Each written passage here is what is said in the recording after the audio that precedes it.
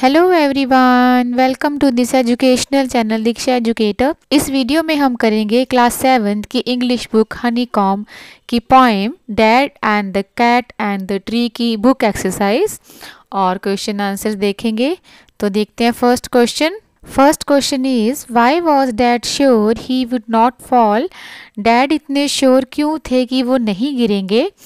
Answer is Dad was sure that he wouldn't fall because according to him he was a good climber.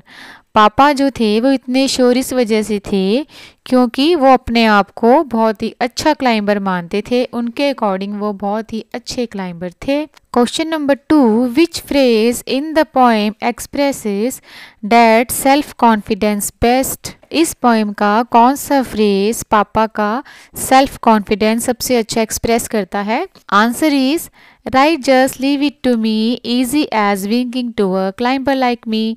अरे इसे तो मुझ पे छोड़ दो, ये तो मेरे लिए एक आंख झपकने जैसा इजी काम है, मेरे जैसे क्लाइंबर के लिए। Next question is question number 3, describe plan A and it's consequences. Plan A को डिस्क्राइब करिए और उसके क्या परिणाम निकले वो बताने हैं।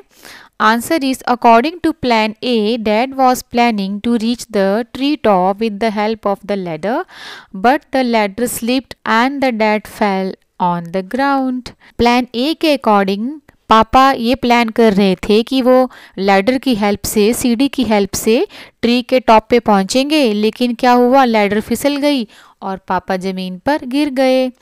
Next is question number 4, plan C was successful but went wrong then. जो प्लान सी था वो सक्सेस रहा, लेकिन फिर क्या गलत हो गया। Answer is plan C was a success. Plan C success रहा। Dad had reach the tree top. पापा ट्री के टॉप पे भी पहुंच गए, but in the last cat sprang to the ground and dad got stuck on the tree. लेकिन क्या हुआ, जो बिल्ली थी वो जमीन पर कूद गई और उसके बाद पापा खुद ही ट्री पे फंस गए।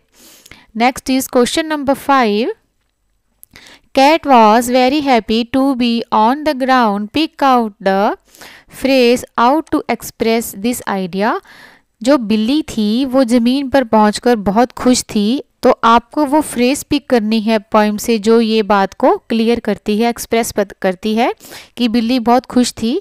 तो answer is the phrase use to express this idea is pleased as punch to be. तो जो लाइन ये आइडिया बताती है कि बिल्ली बहुत खुश थी, that is pleased as punch to B.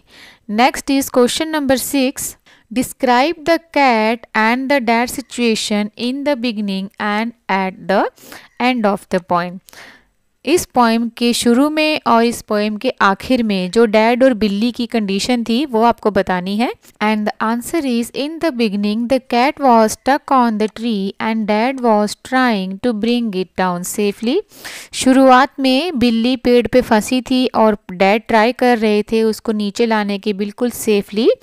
And in the end of the poem the cat was on the ground and dad got stuck in the tree. लेकिन आखिर में क्या हुआ, बिल्ली क्या थी, वो जमीन पे थी और पापा पेड़ पे फंसे हुए थे।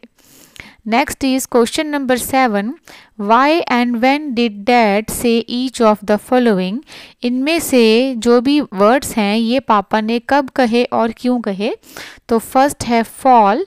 Dad said fall when mom warned him about fall while climbing the tree.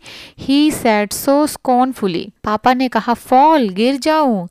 ये कब कहे, जब मम्मा ने उनको वार्न किया कि आप गिर जाओगे पेड़ पे चढ़ते हुए, तब उन्होंने उनका मजाक बनाते हुए ये वर्ड यूज किया था। Next is never mind. Dad said never mind when he fall from the ladder due to slip for the first time. He said so make clear that everything is right. Dad ने never mind तब कहा जब वो ladder से फिसल गए, ठीक है, और पहली बार जब वो नीचे गिरे थे, तो उन्होंने ये वर्ड तब यूज किया ये बताने के लिए, क्लियर करने के लिए कि सब कुछ ठीक है। Next is point 3, funny joke. Dad said funny joke when mom warned him of falling again. He said so because he was overconfident of the success of his plan B. पापा ने फनी जोक तब कहा जब मम्मा ने उनको warn किया दोबारा कि वो गिर जाएंगे और पापा अपने ओवर कॉन्फिडेंस में ये कहते हैं कि उनका जो प्लान बी है वो तो सक्सेस होगा ही होगा, तो उनको वार्न करने की कोशिश मत करें। अगर आप वार्न कर रहे हो तो ये बड़ा ही फनी जोक है। नेक्स्ट है पॉइंट नंबर 4, रबिश।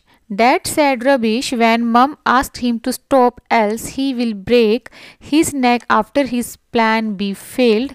जब उनका प्लान बी भी फेल हुआ और मम्मा ने वार्न किया कि रुक जाओ, छोड़ दो ये काम को वरना आपकी गर्दन आप तुड़वा लेंगे, तब पापा ने कहा रबिश, कितना घटिया मजाक है या कितनी घटिया बात है।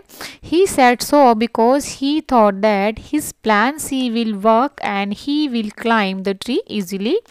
उन्होंने कहा कि अब उनका जो प्लान सी है वो उस पे काम करेंगे और वो अब इस बार पेड़ पे बड़ी आसानी से चढ़ जाएंगे। नेक्स्ट है question number 8, do you find the poem humorous? Read aloud lines which make you laugh. क्या आपको ये पोएम ह्यूमरस लगी, मजाकिया लगी, और कौन सी लाइंस ने आपको सबसे ज़्यादा हंसाया? तो इस क्वेश्चन में जो पहली लाइन पूछी है मैं उसका आंसर दे रही हूँ, और जो सेकंड है वो आप खुद देखेंगे कि कौन सी लाइन आपको अच्छी लगी और मुझे कमेंट करके ज़रूर बताना। तो इसका आंसर देखते हैं। Yes the poem is full of humour. Yes जो पोएम थी वो बहुत ही ज़्यादा हंसाने वाली थी। Dad's overconfidence of climbing the tree and his falling and in the last his poor condition make us laugh. जो पापा का ओवर कॉन्फिडेंस है पेड़ पे चढ़ने का और उसके बाद उनका गिरना, और उसके बाद जो पोएम के लास्ट में उनकी पुअर कंडीशन है, जो बेचारे पेड़ पे फंस जाते हैं, वो हमें बहुत ज़्यादा हंसाते हैं। ठीक है, और आपको ये लिखना है कि जो इसमें लाइंस आपने ज़्यादा इंजॉय करी, जिसने आपको हंसाया, वो लाइंस आपने छांट के लिखनी है, तो वो आप अपने आप लिखेंगे। ठीक है। Next question is question number 9, right the name of the poet of the poem. इस पोएम के पोएट का नाम लिखिए। Name of the poet of the poem is kit right. इस पोएम के पोएट का नाम किट राइट है। तो फ्रेंड्स, यहाँ पे मैं ये वीडियो कंप्लीट करती हूँ। मुझे उम्मीद है आपको पूरी एक्सरसाइज अच्छे से समझ आई होगी। तो मिलते हैं नेक्स्ट वीडियो में एक नए लेसन के साथ। Till then keep watching, keep learning, have a nice day.